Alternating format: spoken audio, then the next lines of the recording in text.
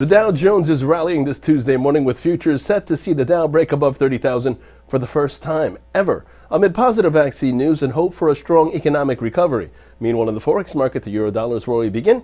That sees the bias remain bullish. Moving on, the British pound-US dollar pair intraday sees the upside prevail, this while the US dollar-Japanese yen pair intraday, that's under pressure. Now, taking a look at what's in focus, we have the Australian dollar-US dollar pair, which sees further advance because the pair is on the upside, above the support at 0.7325 while standing above its moving averages.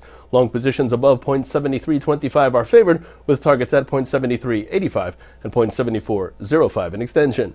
Moving on, the Bitcoin dollar intraday is moving below its lower Bollinger Band with a pivot point at 18,566, while gold sees its key resistance at 1841, and that's in focus. Gold pulling back on its 20-period moving average, but remains below the resistance at 1841. Short positions below 1841 are favored, with targets at 1820 and 1807 in extension. This while silver, that sees the downside prevail.